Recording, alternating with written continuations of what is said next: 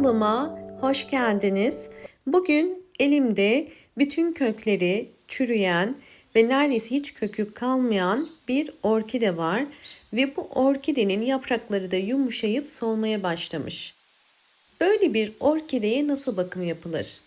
İlk yapmamız gereken böyle bir orkideyi gövde kısmından kesiyorum. Çünkü bu orkide sağlıklı bir orkide değil. Sizlere sadece tek yaprağı kalan bir orkidenin de nasıl köklenebileceğini göstereceğim. Büyük olan yaprağını kesiyorum çünkü çok büyük ve yumuşak. Gücünü almasını istemiyorum. Bu orkidemizin hızlı bir şekilde yeni kökler çıkarabilmesi için bu işlemi uyguluyorum.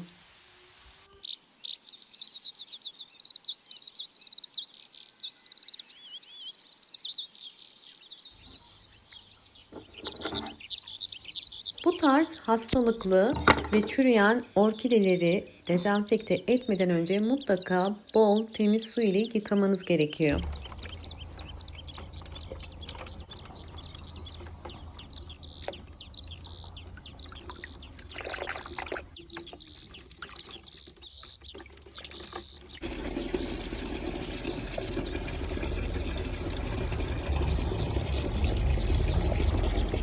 Evet, çeşmede yıkadığım orkidemi şimdi kuruması için bu şekilde bekleteceğim. Bu esnada orkidemin yeniden canlanabilmesi için pirinç kullanıyorum. 2 yemek kaşığı pirinç kullanacağım. Pirinç içerisindeki barındırdığı birçok mineral ve vitaminler sayesinde orkidenin yeniden canlanmasını kolaylaştıracaktır. Bunun için iyice karıştırdıktan sonra 30 dakika bekletiyorum.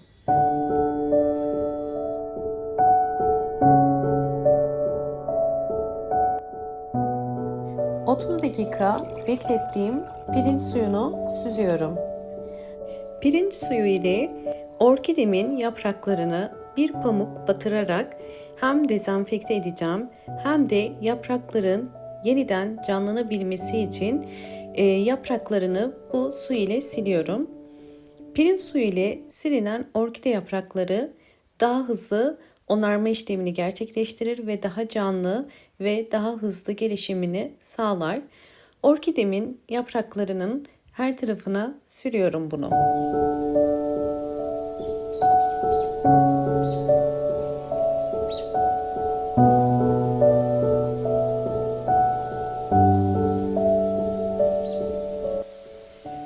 Yapraklarını dezenfekte ettikten sonra gövde kısmını da dezenfekte etmek için bu suyun içerisinde 30 dakika bekleteceğim. Bu esnada pirinç suyu ile orkide yapraklarına nasıl vitamin ve gübre desteği sağlayacağımızı da göstereceğim. Bunun için bir püskürtme kabının içerisine pirinç suyunu koydum ve gördüğünüz üzere orkidemin yapraklarına hem üstten hem de alttan bu pirinç suyunu sıkacağım. Özellikle bu tarz gübremelerde mutlaka orkidenin yaprak aralarına pamuk koymanız gerekiyor. Yoksa mantar gibi hastalıklara sebep olabilir.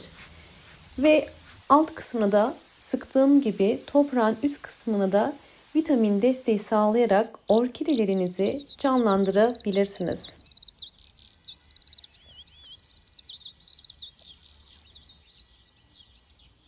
...30 dakika pirinç suyunda beklettiğim orkideyi çıkarıyorum.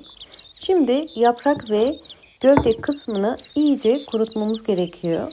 Bu işlemden sonra orkidenizin iyice kuruyabilmesi için 1 saat gölge bir yerde bekletebilirsiniz.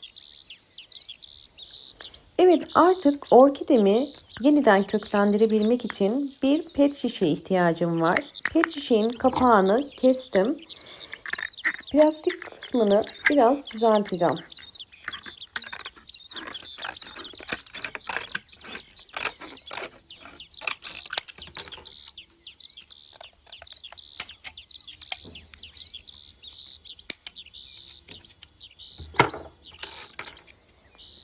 Kapağını kestim. Plastik şişemin alt kısmı bu.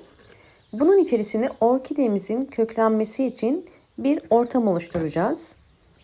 Biraz önce sizlere gösterdiğim kapak kısmına bir pamuk yerleştireceğim.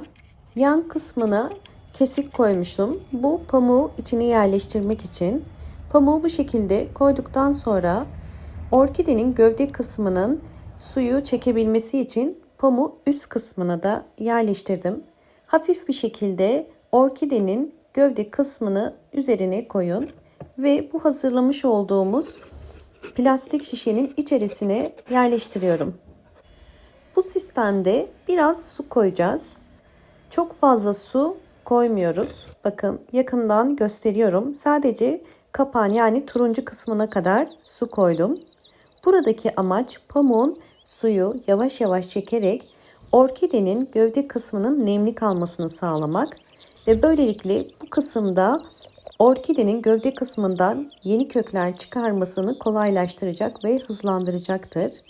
Ve özellikle bakın plastik kısmı biraz yüksek. Bu da yine nemin daha fazla artması için. Böylelikle orkide yaprağı da zaman ile canlanıp yeni yaprak çıkarmasını da sağlayacaktır. Videomun 3 hafta sonraki halini sizlerle şimdi paylaşacağım. Videomu buraya kadar izlediyseniz ve beğendiyseniz hemen beğen tuşuna basıp kanalıma da abone değilseniz eğer bana destek olmak için abone olabilirsiniz. Sonuçlarla sizi baş başa bırakıyorum.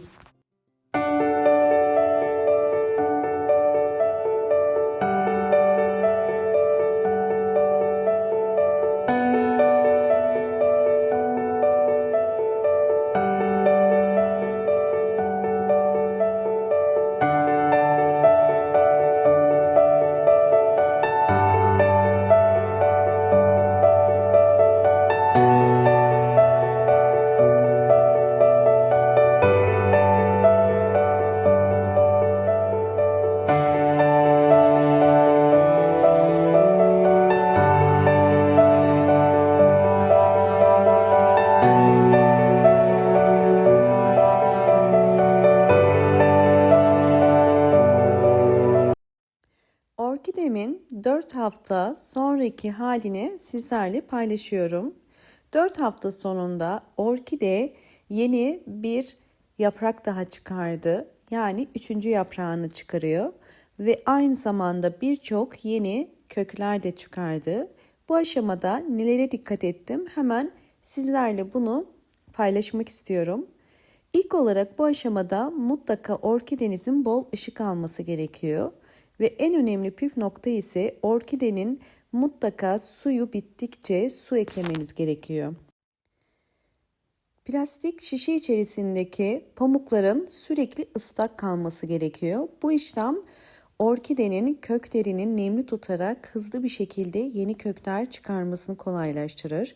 Eğer su eklemeyi unutursanız ve su biterse kök gelişimi geriler ve pamuk köklere yapışır. Bu yüzden bu şekilde mutlaka su olması gerekiyor.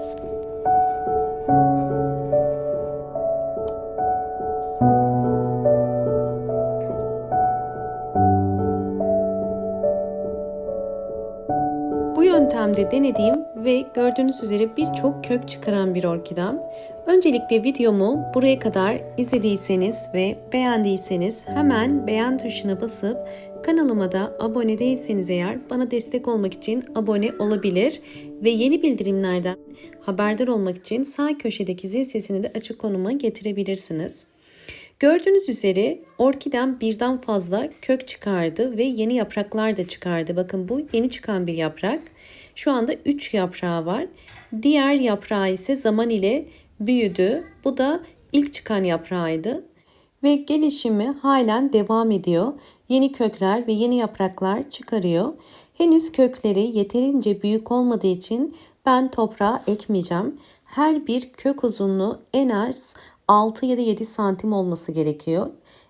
Bir toprağa ekebilmeniz için ve 2-3 yaprağının olması gerekiyor. Su kültüründe orkidemin köklerinin yeterince uzaması için devam edeceğim. Videomu buraya kadar izlediğiniz için teşekkür ediyorum. Hoşça kalın, sağlıkla kalın.